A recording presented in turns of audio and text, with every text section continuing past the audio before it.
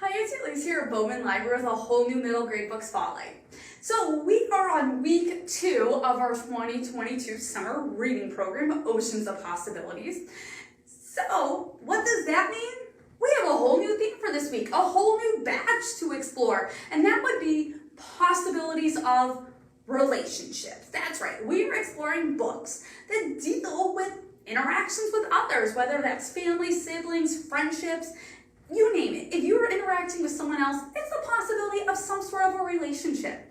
Now, a lot of these tend to lean toward more realistic books, but keep in mind, you can have family in a fantasy, you can have friendship when the world is coming down around you.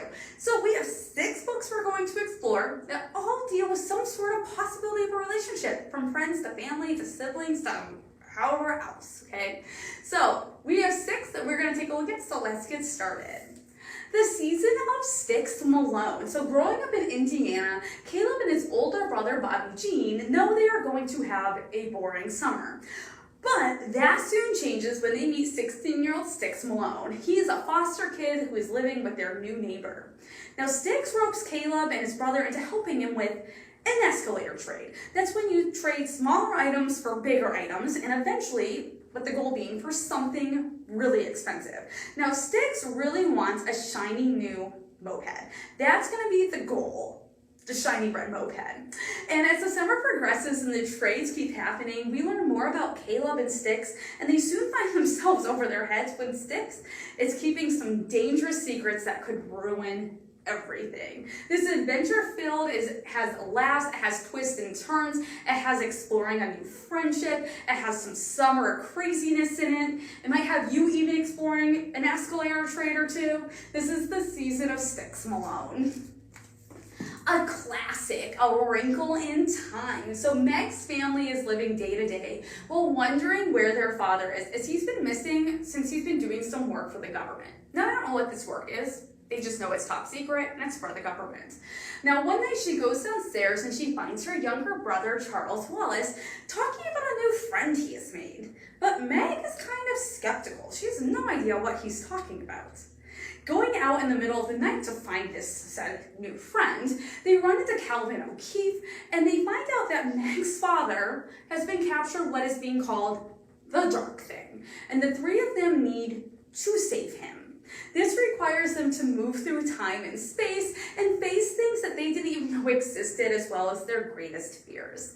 This is, again, one of the best all-time classics. You may think you know the story. There's been plenty of movies that have come out, but it's always worth reading the book. Now, this is the first in a series of 5 titles featuring this family and these characters. This is A Wrinkle in Time.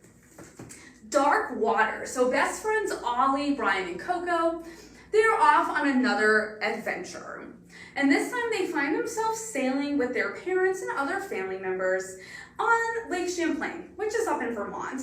And they're sailing on this lake and they start to hear this tale about this monster that lives in the lake named Champ. And no one really thinks this is a real thing. It's kind of just like an urban legend type deal. Now, the 3 have had some crazy stuff happen to them in the past, so they don't take these things really that lightly like everyone else does. And yeah, they quickly learn it to be the case, because then when a freak rainstorm comes out of nowhere while they're all on this boat on the lake, and a monster comes out of the lake, you know, that monster Champ, he comes out of the lake. He causes the boat to sink, and they force everyone on board to flee for their lives to this island in the middle of the lake. But that's just the beginning, because now on this island, they have no way of getting off of it. Plus, there's a lake monster that's trying to get them. Plus, there's no food, there's no shelter, there's no way to ask for help. You know, they're stuck on this island with a monster. They have no idea what the deal is going on with this. And they really have nowhere else to go. You will be on this scary and heart-pounding journey with the trio, and it is one intense journey. I can promise you that.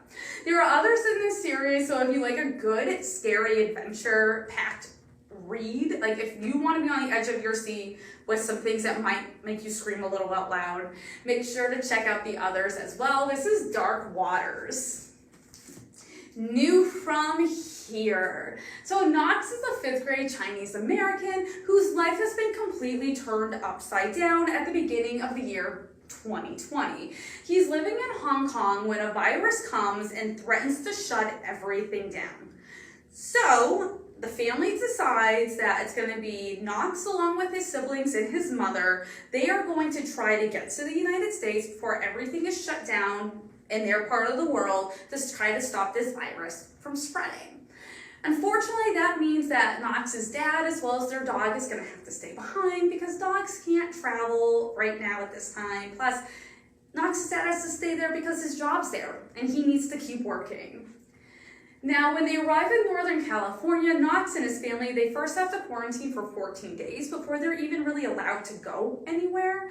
And then Knox has to start school virtually, which is even more difficult, especially since it's already hard to be the new kid. Then you throw in you have to be it on a computer face.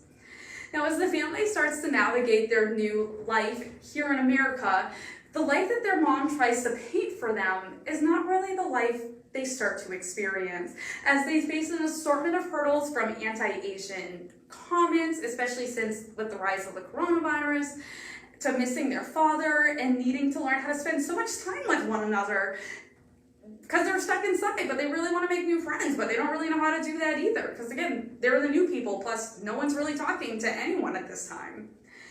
They decide they're going to try to do everything they can to get their father over here, which is going to lead to some pretty crazy and harebrained ideas. This is an honest and realistic look at the pandemic, at the start of the pandemic back in 2020, through Knox's eyes, and it's one that everyone can relate to and understand, as well as, it's more than just the pandemic. This book is also about standing up for what is right and against what is wrong. An amazing story, like always, from Kelly Yang, who's an incredible author. This is new from here.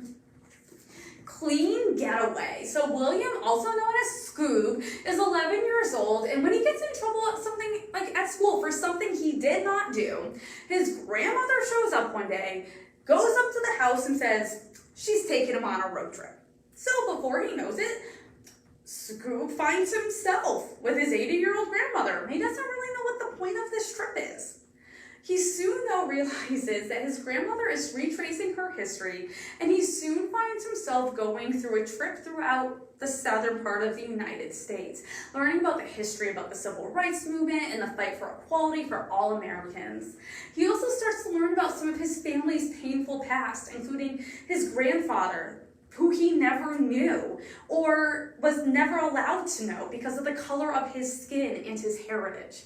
This humorous family-filled look at history and how it impacts people to this day is one that is an incredible read and will open your eyes and make you see things through a different perspective and maybe shed a little bit of some light on our history. This is Clean Getaway. And our last one for this week is Raimi Nightingale.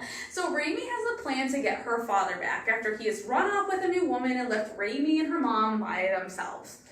Raimi decides she is going to enter and then win the Little Miss Central Florida Tire competition, because if she wins, her picture is going to be taken, it's going to be put in the newspaper, and her dad is going to see it, and he is going to come back home because she is a winner. Not really knowing what she is doing now, because she's never entered a competition like this before, she knows she's going to need to have some sort of talent to show off. So she naturally enters baton twirling classes with two other girls who are also going to be in the competition. But they each have their own reasons for competing. And as awkward as the three of them are together, like outside of this baton twirling class, they would probably never talk to each other, they soon start a friendship that will change their lives, especially as they learn they have more in common than what they first thought. This story takes a look at the meaning of friendship and how it is essential to getting through the good times as well as the tough ones. Now, there are follow-up stories to Raimi Nightingale that focus on the other characters, the two other girls that are also in the trio of friendship, so make sure to read their stories as well. This is Raimi Nightingale. So these are just 6 of the books that we have here at the library that deal with possibilities of relationships, from family to siblings to extended family to friendship. So I encourage you to come out. Check out one of these, or we have others that are just like this. Because here's the deal, it is week 2 of our summer reading. possibilities of relationships. On Beanstack, there's a possibilities of relationship badge that you can earn to get you another virtual ticket to enter for a prize drawing. You have to do 3 activities. One is you could watch this movie. Done. You could read one of these books or a book that's like it. Done. There's other possibilities on there as well. Then you just need one more activity to get the badge and the ticket. So make sure you log on to Beanstack. If you haven't signed up yet, there's still plenty of time. If you have questions, don't hesitate to come on up to the library. We are glad to help you. I hope you do that next week. We have a whole new middle grade book spotlight. It's going to be week 3 of our summer reading themes. Completely different, totally new. So make sure you tune in because there'll be another badge for that one too. Tune in next week and I hope you have an amazing week.